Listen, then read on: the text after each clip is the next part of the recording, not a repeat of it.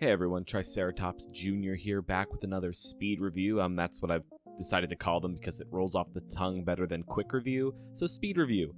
Today I'm going to be going over two different games, not just one, where we're amping things up a little bit. I'm going to be going over two indie games, Gunfire Reborn and Blue Fire. And you can, if you want to hear about only one of them, I'll put a little timestamp in the description so you can see exactly where those reviews begin. But let's start with Gunfire Reborn. So Gunfire Reborn is an FPS roguelite, so it's pretty much all about gunplay and making your way through the same levels over and over again, slightly randomized, and fighting bosses and growing as you go. It's inspired by a lot of Chinese themes. I think it might have been made by a Chinese company. I don't know off the top of my head. But the game is pretty much... you choose a character. There's 5 playable characters in the game right now. A cat, a dog, a bird, a tiger, I think, and a bunny, who's the newest one. And each character has a different ability they use. It's kind of similar to Borderlands in that way, and that's how the game was actually described to me, like a Borderlands roguelike. So basically, each character has their own ability. The first character you get is the cat, who can shoot like an energy orb, and you can upgrade that orb to have different like effects on it, like fire, electric, corrosive, that sort of thing.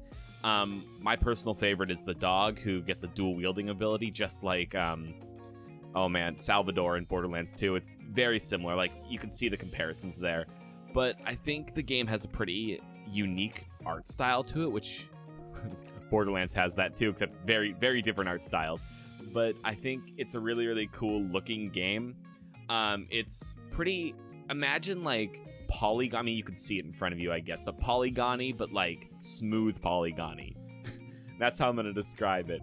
But I guess the biggest thing about this game is that it's a really solid game for not a huge price. I think it's like $11, $12 is how much I bought it for. It might have been on sale, but I don't think it was. And I've been playing it for a few months now.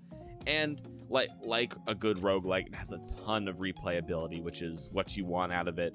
And so that replayability kind of hinges off the randomness of the runs. And also, the game has a ton of different weapons, like an absolute ton. So there's, my personal favorite are the different kunais.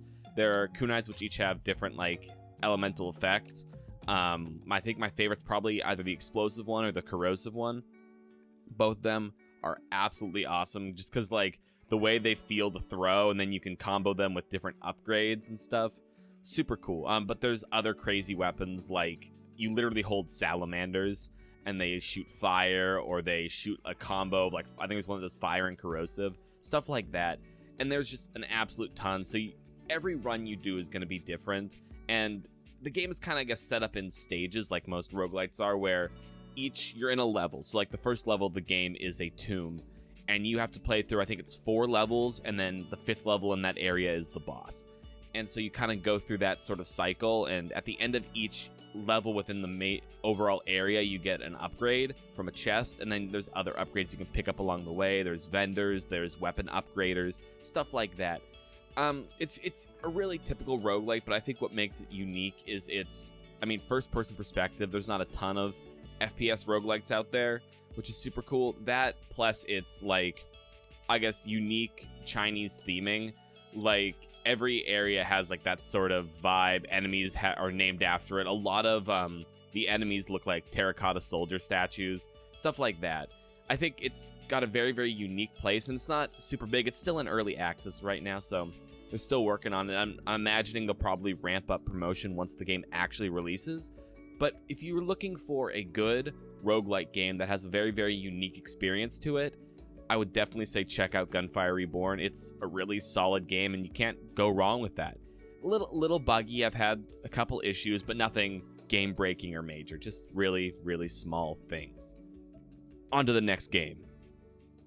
Blue Fire is a game by an Argentinian company, actually, which I didn't know until I was watching the credits. And it's pretty much... It was described to me when I first saw it as a game very similar to Hollow Knight, which after playing it, I can definitely see those comparisons. I think it was an article I read from like IGN or something. It was like, check out this new game that's like a 3D Hollow Knight. which it kind of is. But it's also very, very similar to games like Legend of Zelda Ocarina of Time with that sort of adventure aspect.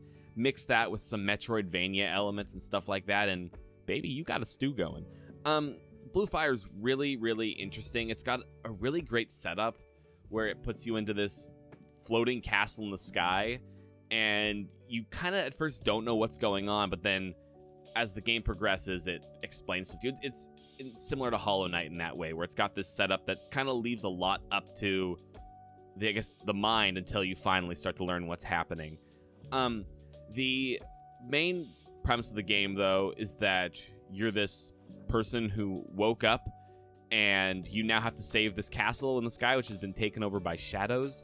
And as the game progresses, you get new items, new robes, which are just cosmetic, but there's some cool looking robes in the game, so I can't complain. And the big draw, of course, for this one, for me at least, was the platforming. It's a 3D platformer, and there are a lot of really difficult challenges. I started this game and I was like, this is really easy. And then I walked into a what's called a void in the game. And voids are like platforming challenges that once you complete them, you get a new heart capsule, so you get more life. And the first couple were super easy. Combat wasn't too hard. And then I walked into this one, admittedly too early. I was not supposed to be there yet. I'd kind of cheesed my way up a wall. But I tried doing it, and I could not for the life of me do it. And it took me like 30 or 40 tries to beat this level. And then I finally beat it, and then later I unlock an ability which would have made the whole thing way easier if I had just done stuff in the proper order. But that's part of the fun of it. It's the same thing I loved about Hollow Knight, where the game doesn't push you necessarily in an exact direction. You can do a lot of stuff in the wrong order, and that's okay, which I did a lot of times in this game. I'm trying to look at my notes here. So, there is, like, the game I think sells for $20, and which is a fair price, I would say, for the game. There's a lot of content in it. There's, I think, like 10 or so main story quests, and then probably 10 or 11 side quests. So there's a lot of content to do. There's a bunch of different areas with different themes and stuff. But there is, like, one problem which I was running into, where certain side quests and main story quests will require you to pick up certain items and give them to people. But there's also a ton of items in the game which you can't do anything with. So it's like you'll do a challenge and you'll be rewarded with, I think an item I got was like a lute. But it was a mandolin. And the mandolin does absolutely nothing. You can't give it to anyone, you can't sell it, you can't do anything with that item. And I don't know why it's in the game. I feel like the devs are going to add more stuff in eventually, but those items, for the time being, are totally worthless, which is just kind of strange, I think.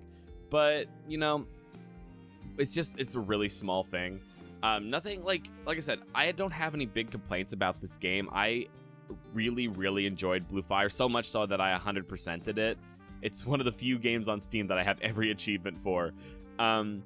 But it's got a really fascinating story. It builds up this great world, and it expands on the world as the game goes on, which is just absolutely great to see, because I love those sort of like story games. But it also has some Souls-like elements where there will be hard bosses and there will be challenging stuff, and when you die, you drop like all your money and you have to go back and reclaim it, which can be a little stressful. I lost quite a bit of money one time because I was doing something stupid.